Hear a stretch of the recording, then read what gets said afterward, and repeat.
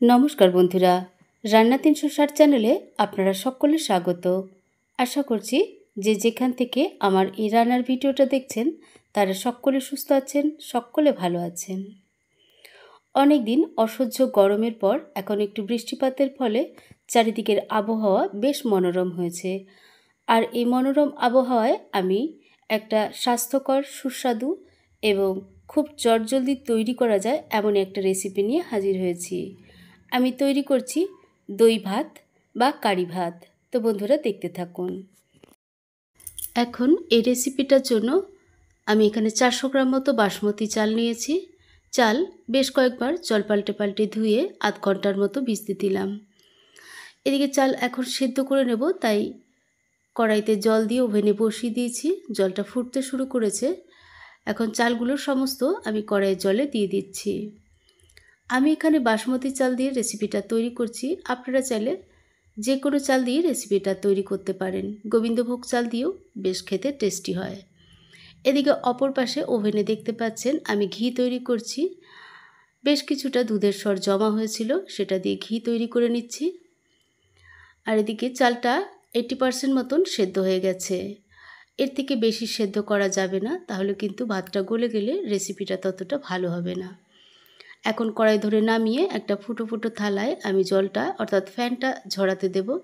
ছড়িয়ে দিয়েছি আর মাঝখানটা একটু ফাঁকা করে দিয়েছি। এদিকে ঘিটাও আমার তৈরি হয়ে গেছে দেখতে পাচ্ছেন। এই ঘি বাড়িতে যদি তৈরি করে নিতে পারেন তাহলে পোলাও, বিরিয়ানি, ফ্রাইড রাইস বা পরোটা এই জাতীয় খাবারগুলো খাঁটি ঘিতে যত তৈরি করবেন ততই কিন্তু বেশ মজা হবে। এবার রেসিপিটা তৈরি করব, তার জন্য একটা কড়াই বসিয়ে দিয়েছি ওভেনে আর সাদা তেল দিয়ে দিলাম। রেসিপিটা অবশ্যই সাদা তেলে তৈরি করতে হবে, ঘি বা সর্ষের তেল কিন্তু দেওয়া যাবে না। প্রথমেই সামান্য একটু হিং ফোড়নে দিলাম আর দিয়ে দিচ্ছি 3টে শুকনো লঙ্কা, কোনোরকম একটু ফাটিয়ে দিয়েছি। রেসিপিটা কিন্তু ঝালঝাল হবে না মোটেও। এবার হাফ চামচ মতন কালো সর্ষে ফোড়নে দিলাম, একটু নেড়ে চেড়ে নেব। তারপর দেব 1.5 মুঠো মতন কাঁচা বাদাম আর ফ্লেমটা এখন একটু কম করে দিয়ে আমি নেড়ে চেড়ে বাদামটা বেশ ভালো করে ভাজা করব। বাদামটা কাঁচা যেন না থাকে।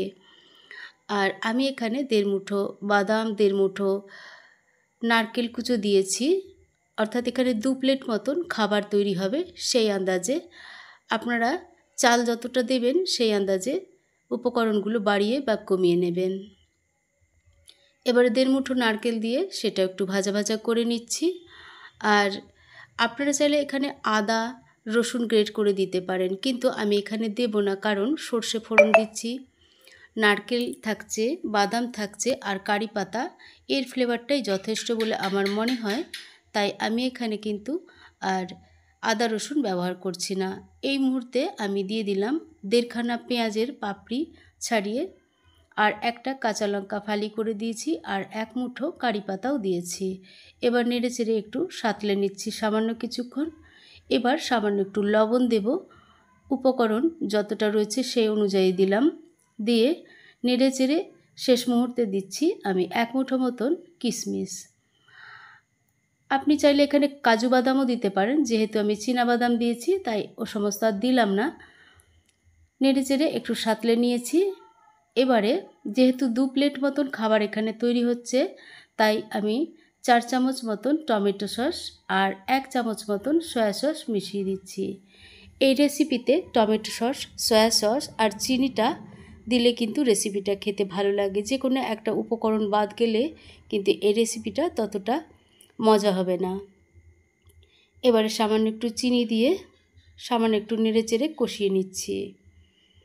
আর বন্ধুরা আপনারা চাইলে এখানে সবজিও ব্যবহার করতে পারেন, যেমন ব্রকলি, মাশরুম এবং ক্যাপসিকাম দিলেও রেসিপিটা খেতে ভালো লাগে।